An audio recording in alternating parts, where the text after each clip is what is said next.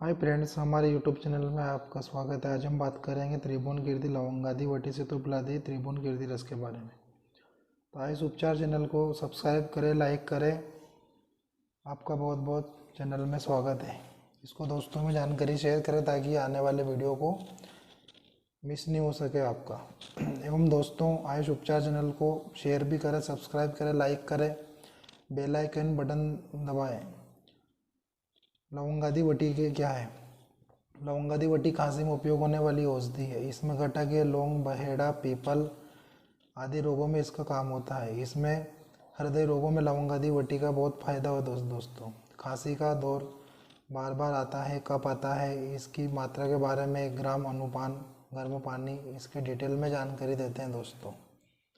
आइए दोस्तों, त्रिभुवन कीर्ति रस, लवंगादि वटी, ये सभी औषधियाँ खांसी, बुखार, नज़ला, सिर दर्द, मुख रोग आदि का कॉम्बिनेशन है दोस्तों। त्रिभुवन कीर्ति रस, लवंगादि वटी दोनों ही खांसी सांस के लिए बहुत ही रामबाण औषधि है।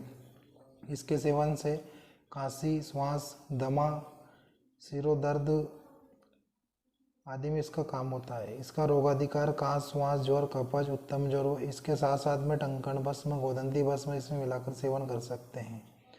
इसको दोनों को मिलाकर आप 1 ग्राम या 500 मिलीग्राम शहद के साथ सुबह शाम इसका सेवन करें दोस्तों। इससे कफ निकालने में बहुत ही रामबाण औषधियाँ है।